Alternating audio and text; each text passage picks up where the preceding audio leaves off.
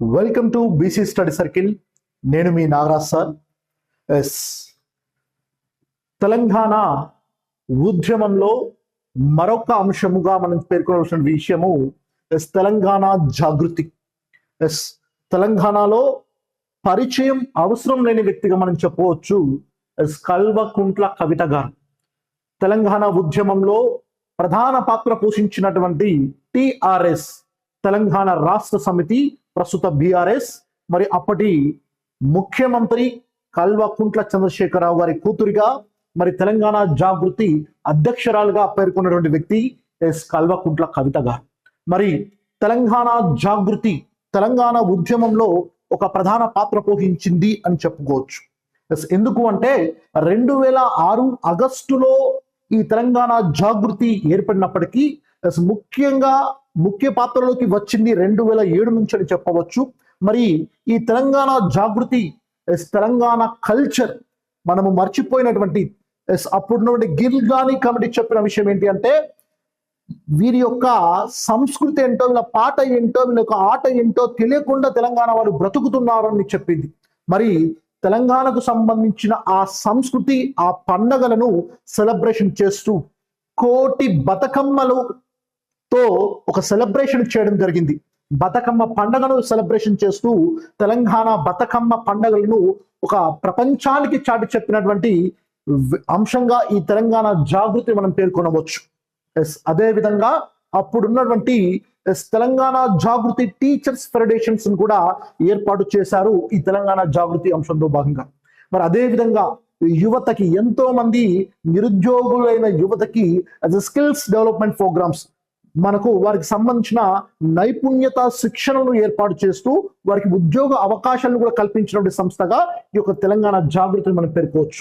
అదే విధంగా అప్పుడు ఉన్నటువంటి తెలంగాణ ఉద్యమంలో ధూమ్ధామ్ కార్యక్రమాల్లో కానీ, తెలంగాణలో ఉన్నటువంటి జేఏసీ ఏర్పాటు చేసిన ప్రతి కార్యక్రమాల్లో కూడా ఈ తెలంగాణ జాగృతి కల్వకుంట్ల కవిత గారు పాల్గొని ఈ తెలంగాణ కల్చర్ని, తెలంగాణ పండగలను, తెలంగాణకు సంబంధించిన సంస్కృతిని మరి బయటికి తీసుకురావడం జరిగింది, అందరికీ తెలియచేయడం జరిగింది. ఉద్యమంలో ప్రధాన పాత్రగా ఈ యొక్క తెలంగాణ సంస్కృతిని, బతుకమ్మను పరిచయం చేసిన వ్యక్తిగా తెలంగాణ కల్వకుంట్ల కవిత గారు అని చెప్పవచ్చు.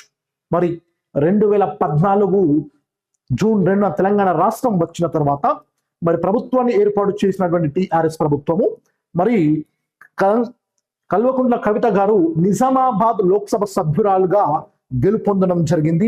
మరి లోక్సభ సభ్యురాలుగా తర్వాత కాలంలో మెంబర్ ఆఫ్ లెజిస్లేటివ్ కౌన్సిల్ ఎమ్మెల్సీగా కూడా గెలుపొంది తన యొక్క రాజకీయ జీవితంలో అడుగుపెట్టింది అని చెప్పవచ్చు. ఈ మధ్య కాలంలో తన పైన కొన్ని అపవాదాలు రావడం జరిగింది మద్యం కేసులో, కానీ అవన్నీ కూడా క్లీన్ చిట్ గా వస్తూ తను మళ్ళీ ఉద్యమ బాట పట్టడం జరిగింది.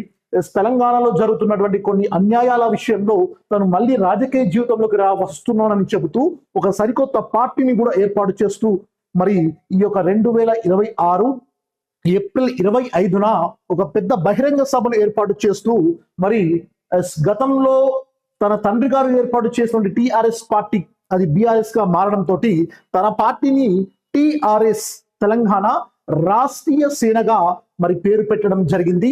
కానీ ఈ రోజే ఎలక్షన్స్ కమిషన్ వారు ఆ పేరుకి వీరికి సంబంధించినటువంటి ఈ టిఆర్ఎస్ పేరును తెలంగాణ రక్షణ ఈ రోజే వారు తెలంగాణ జాగృతి పక్షాన పోరాటం చేసినటువంటి కల్వకుంట్ల కవిత గారికి మరి ఎలక్షన్ కమిషన్ ఇంతకుముందు వారు ఏర్పాటు చేసిన తెలంగాణ రాష్ట్రీయ సేనకు బదులుగా తెలంగాణ టిఆర్ఎస్ తెలంగాణ రక్షణ సేనగా ఎలక్షన్ కమిషన్ తనకు ఆమోదం తెలిపింది అన్నటువంటి వార్తలు రావడం జరిగింది.